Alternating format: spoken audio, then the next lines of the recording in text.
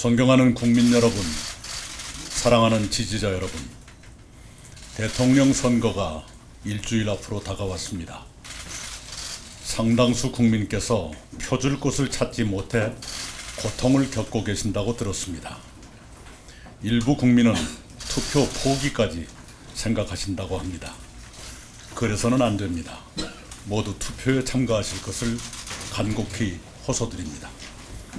이번 대통령 선거는 대한민국의 운명에 치명적 영향을 미칠 것입니다. 그렇기 때문에 국민 여러분께 간청드립니다. 고통스럽더라도 최선 아니면 차선이라도 선택하시고, 그것도 어렵다면 최악을 피하는 선택이라도 하십시다. 기권은 나 한 사람의 투표 포기로 끝나지 않습니다. 기권은 내가 싫어하는 후보의 당선을 돕고 내가 불행한 대한민국을 만드는 지름길이 됩니다. 저에게도 선택의 고통이 큽니다. 그러나 저 또한 선택을 마냥 미룰 수는 없습니다. 선택했다면 그 결과를 감추는 것은 저의 도리가 아니라고 생각합니다. 그래서 오늘 저는 그동안의 고심과 선택의 결과를 여러분께 말씀드리려 합니다. 일찍부터 저는 더불어민주당이 다른 후보를 내면 협력하겠다고 여러 차례 밝혔습니다. 범죄 혐의 없는 다른 후보라면 입법권과 행정권에 이어 사법권까지 장악하며 삼권 분립과 민주주의를 파괴하지는 않을 것이기 때문입니다. 그러나 더불어민주당은 그런 순리를 거부하고 사법 리스크가 하나도 해결되지 않은 후보를 내놓았습니다. 그 결과로 더불어민주당은 한 사람의 사법 리스크를 없애기 위해 입법권, 행정권, 사법권을 모두 장악하는 괴물 독재 국가로 가는 길을 선택했습니다. 어제는 국무총리, 검찰, 경찰, 방송통신위에 대한 국회의 통제를 강화해 그 기관들의 독립성마저 허물어뜨리기로 했습니다. 더불어민주당의 현역 국회의원도 현직을 떠나신 원로도 모두 침묵하며 괴물 독재 국가의 길을 따르고 계십니다. 그 모든 것이 더불어민주당의 기괴하고도 절망적인 실상입니다. 그렇게 더불어민주당은 제가 협력할 수 있는 여지를 처음부터 차단했습니다. 저는 아버지에 이어 2대째 민주당 당원이었습니다. 민주당에서 의무를 다하며 성장했고 기회를 누렸습니다. 그렇지만 법치주의와 민주주의를 파괴하는 괴물 독재 국가의 길까지 동행할 수는 없다고 저는 결론지었습니다.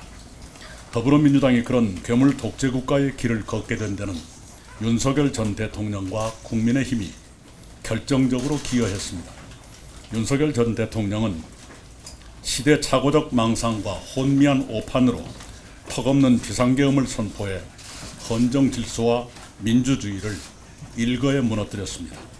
국민의힘은 미친 비상계엄을 막지 못했을 뿐만 아니라 사후에도 비상계엄을 일부 두둔하고 윤석열 전 대통령에 대해서도 애매한 태도를 취했습니다. 윤석열 전 대통령과 국민의힘의 그런 황당한 기류는 더불어민주당에 폭주의 구실을 주었습니다. 더불어민주당은 탄핵 세출을 통해 윤석열 정부를 쓰러뜨리며 내란 종식이라는 이름 아래 괴물 독재의 길로 질주했습니다. 비상계엄은 2시간 33분 만에 국회의 해제 결의로 막을 내렸고, 윤석열 전 대통령과 관련 부하들은 자리에서 쫓겨나 내란 혐의 재판을 받고 있습니다. 비상계엄은 헌정 질서와 민주주의를 파괴했지만 신속한 계엄 해제와 대통령 파면을 포함한 사법 절차 진행은 국회의 계엄 해제 결의와 탄핵 소추 같은 견제 기능이 살아있기에 가능했습니다. 비상계엄과 내란 혐의는 수사기관과 사법부가 헌법과 법률에 따라 수사, 기소하고 심판해 왔으며 앞으로도 그럴 것이고 또 그래야 한다고 저는 믿습니다. 그러나 지금 더불어민주당이 예고하는 괴물 독재 국가는 비상계엄과 또 다른 의미에서 심각합니다. 한 사람이 입법, 행정, 사법의 3권을 장악하고 자신의 사법 리서클을 완전히 없앨 때까지 무리한 방법을 계속 동원한다면 그것은 법치주의와 민주주의를 파괴하는 폭거가 될 것입니다. 더구나 한 사람의 그런 위험한 시도가 다른 권력으로부터 아무런 견제도 받지 않은 채 자행될 수 있습니다. 국가 권력 전체를 한 사람이 장악하면 모든 견제 기능이 마비되기 때문입니다. 계엄 때처럼 견제 기능이 살아있느냐 아니면 괴물 독재 국가로서 견제 기능이 죽느냐의 차이는 엄청납니다. 견제 기능이 살아있다면 민주주의는 회복되지만 견제 기능이 죽으면 민주주의도 회복 불능으로 무너집니다. 그렇게 대한민국이 괴물 독재 국가로 추락할 수도 있다는 점에서 이번 대선은 치명적입니다. 괴물 독재 국가 출현을 막는 일이야말로 대한민국이 당면한 최대의 숙제가 됐습니다. 저는 괴물 독재 국가의 출현을 막기 위해 나름대로 노력해 왔습니다. 그와 관련해 저는 김문수 후보의 거듭된 요청으로 어젯밤에 그를 광화문 제 사무실에서 비공개로 처음 만났습니다. 김문수 후보와 저는 괴물 독재국가 출현을 막고 새로운 희망의 제7공학을 준비하는데 각자의 방식으로 협력하자는데 원칙적으로 합의했습니다. 우리 두 사람은 국민 통합을 위한 공동정부 구성과 운영, 제7공화국 출범을 위한 개헌 추진 협력, 2028년 대선 총선 동시 실시를 통한 대통령과 국회의 임기 불일치 해소 및 3년 임기 실천 등에 원칙적으로 의견을 같이 하고 구체적 협의는 양당에 맡기기로 했습니다. 저는 비상계엄과 잇따른 대통령 파면에 대한 성찰로서 대선 이후에 국민의 힘을 비롯한 정계의 대대적 개편이 일어날 것이라고 전망했고 그는 수긍했습니다. 저는 윤석열 전 대통령과의 결별을 거론했고 그는 경청했습니다. 그는 저에게 선거 지원을 요청했고 저는 괴물 독재국가 출현을 저지하기 위한 저 나름의 노력을 계속하겠다고 응답했습니다. 김문수 후보와 저는 대학교 동기생으로서 지내온 시대를 함께 회고하고 정리하기도 했습니다. 김 후보는 저와 같은 날 같은 대학교의 다른 단과대학에 입학했으나 졸업은 그가 저보다 20년이나 늦었습니다. 그는 학생 시절부터 고통스럽지만 정의로운 노동운동가의 길을 걸었고 제적과 옥고를 치렀습니다. 그는 부인과 함께 노동운동을 계속했으며 그 후에 국회의원 3번과 도지사 2번을 지냈지만 지금까지도 봉천동의 25평 국민주택 아파트에 산다고 합니다. 그에게는 제가 수용하기 어려운 면도 있습니다. 간간히 돌출한 그의 극단적 인식과 특정 종교인과의 관계가 특히 아쉽습니다. 그럼에도 불구하고 그의 치열하고 청렴한 삶의 궤적과 서민 친화적이고 현장 밀착적인 공직 수행은 평가받을 만하다고 생각합니다. 특히 평택 반도체 단지 조성처럼 멀리 보는 정책의 결정과 추진은 아무나 하는 일이 아닙니다. 무엇보다도 당장 눈앞에 닥친 괴물 독재국가 출현을 막는데 그가 가장 적합한 후보인 것은 분명한 사실입니다. 그래서 저는 저의 한 표를 그에게 주기로 했습니다. 이상으로 오늘 보고를 마칩니다. 감사합니다.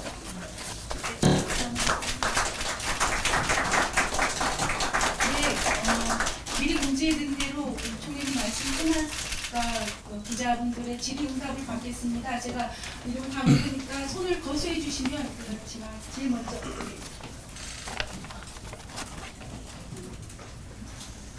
네, 안녕하세요. 연합뉴스TV 문승욱 기자라고 합니다.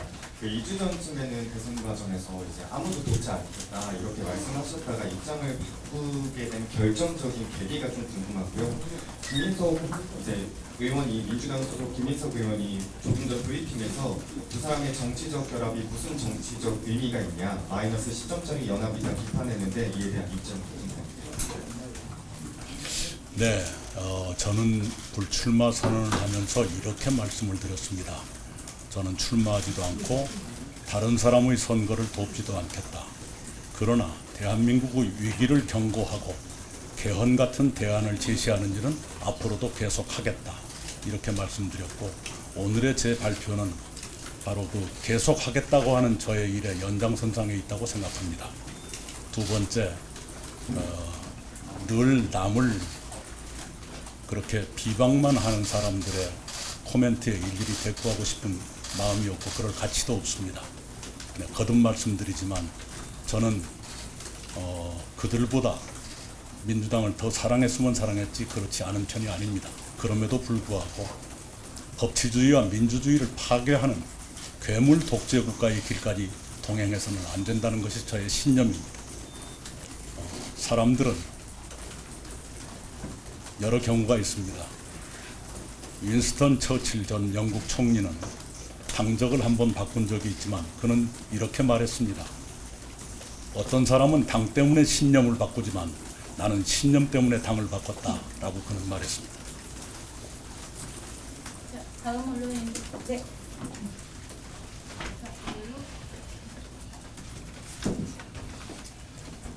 네, 채널이 최재형 기자인데요.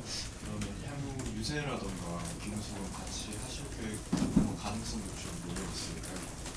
예, 그 각자의 방식으로라고 제가 말씀을 드렸는데요. 저에게 어울리는 방식으로 하고 싶습니다.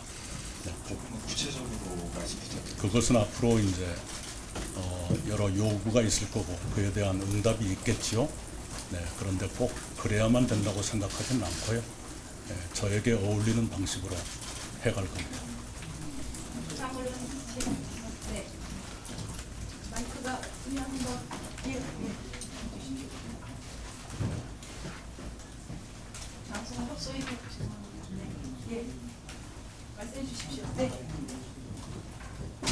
소속을 조금 말씀해 주시고 질문해 주십시오.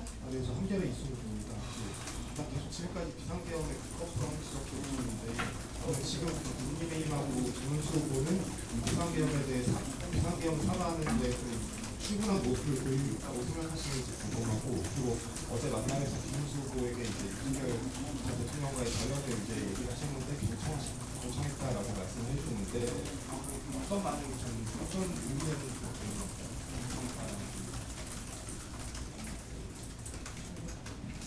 예, 그 비상계엄을 결의한 국무회의에 김문수 후보는 그 연락을 받지 못했고 참석도 못했다고 저는 알고 있습니다. 그리고 그 뒤로 일관되게 반대해왔다 라는 말을 저는 들은 바 있습니다. 그리고 두 번째가 뭐였죠? 윤석열 전 대통령. 예, 결별하는 것이 당연한 도리 아니겠습니까? 네, 예전부터 저는 그런 말씀을 드렸고요. 그리고 그것은 무슨 협상을 위한 조건으로 말하는 것이 아니라 그게 국민의 눈높이에 맞는 것 아니겠어요? 네, 그래서 거론했습니다. 네. 저기 바로 옆에 있는 저기 윤성보 사장님. 먼저 예.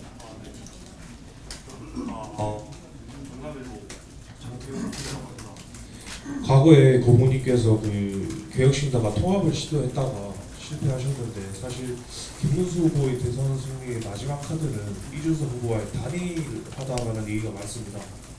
근데 과거 이준석 후보와 통합을 실패한 고모님께서 합류하신다면 단일화는 완전히 물 건너간 거 아닌지 궁금합니다. 네, 그것은 제가 알 바가 아니고요. 네, 네, 각자의 판단이 있겠죠. 네. 네. 다음 네, 고모님, 저 MBN 표선우입니다. 이번 연대가 고모님 개인이 아니라 새미래민주당 전체와의 연대인지가 궁금하고요. 그리고 이게 선거 결과와 상관없이 향후에도 계속 유지가 되는 건지 궁금합니다. 선거가 끝나더라도. 우선은 제가 연대라는 말을 한 번도 안 썼을 거예요. 제 아들이 고대를 나왔습니다. 예. 그 문제는 당이 판단할 일이라고 생각합니다. 제가 일일이 당에 대해서 이러쿵저러쿵 지시하고 있지 않습니다. 그리고 선거 이후는 또 선거 이후에 맞게 판단해야 되겠죠. 네. 네. 잘 되셨으면 예. 말씀해 주십시오. 이데일리 김한입니다. 그 계엄 관련 입장 중요하다고 말씀하셨는데, 지금 국민의힘 선대위에서 윤상현 의원 등 이제 탄핵에 반대했던 분들을 앞세우고 있는데, 그럼에도 불구하고 계엄과 선을 긋고 있다고 보시는지 궁금하고요. 두 번째는 이후에 국민의힘에 합류하실 계획도 있으신지도 궁금합니다. 공동이라는 것은 따로라는 것을 전제로 하지 않나요? 공동이 아니고 합류하면 그건 단일 정부지요. 그렇지 않습니까? 네. 네, 그리고 계엄에 대한 또는 탄핵에 대한 입장 차이는 있었겠지요. 네. 그러나 그것이 대선을 지나가면서 자연스럽게 해결될 수 있다고 저는 보고 있고요. 네. 지금 선거 일주일을 앞두고 그것 청산부터 하겠다고 덤비는 건 효과적이지 않다고 생각합니다. 네, 말씀하셨습니다. 네, 연합뉴스 김현수 기자입니다. 좀 전에 김문수 후보 지지에 대해서 부모님 개인의 판단을 원하신 거고 이제 당은 당에서 판단할 일을 하셨는데요. 이게 부모님이 생각하시기에 앞으로 당대당 합당도 가능하다고 보시는지 입장 부탁드립니다. 그건 동지들이 판단할 일이지만요. 그렇게 가지는 않을 거라고 예상을 합니다. 네, 거듭 말씀드리지만 공동이라는 것은 둘이라는 걸 전제로 하는 거니까요. 그렇죠? 네, 알겠습니다. 또 다른 질문 있으시면 거수해 주시기 바랍니다. 네. 네, 뉴스원 김재현 기자입니다. 그 개헌 추진을 위해서 설치되는 정부부처에서 공무님이나 새미래민주당 정당 인사들이 장관으로 임명하겠다는 내용이 회각사에 포함되어 있을 것 같은데요. 약속받은 장관직 임명과 관련한 공개 가능한 내용. 그런 얘기는 전혀 듣지 못했고요. 저 또한 거론하지 않았습니다. 답이 되셨을 거라고 봅니다. 또 다른 언론인들 거수해 주시기 바랍니다. 그러면 다 답이 된 것 같고요. 오늘 우리 총리님 마지막 말씀, 마무리 말씀을 듣고 정리하도록 하겠습니다. 예, 이미 제가 회견문을 통해서 말씀드린 바와 같이 저는 더불어민주당이 범죄 혐의 없는 다른 후보를 내기를 기대했고 그러면 협력하겠다는 얘기를 여러 번 했습니다. 만약 그랬더라면 지금 같은 괴물 독재 국가의 출현을 걱정해야 되는 사태는 오지 않았을 것입니다. 그 점에 대해서 몹시 안타깝게 생각하고요. 민주당이 저에 대해서 섭섭하게 생각하기 이전에 지나온 일 왜 그렇게밖에 할 수 없었던가 그걸 먼저 되돌아보는 것이 민주당다운 일이라고 생각합니다. 그런데 그런 기류마저 멸종했다는 것이 지금 민주당의 절망적인 현실입니다. 그리고 그 이념이나 정책 노선에서 여전히 저는 민주당의 DNA를 가지고 있지만 민주당의 DNA 속에는 삼권을 장악하고 괴물 독재 국가로 가는 것은 거기에 포함되어 있지 않다고 저는 믿고 있습니다. 근데 어쩌자고 이렇게까지 되고 있는지 거기에 대해서 민주당이 깊은 성찰을 할 필요가 있을 겁니다. 저 같은 사람 비난한다고 해서 민주당이 좋아지는 것이 아닙니다. 네, 오히려 성찰하고 어떻게 앞으로 개선할 것인가를 고민하는 것이 옳은 일이지 맨 그런 식으로 자기들 가는데 조금만 보조를 같이 하지 않으면 무슨 나쁜 사람인 것처럼 하는 그게 바로 민주당의 비극입니다. 네. 네, 이상으로 오늘 긴급 기자회견을 마치겠습니다.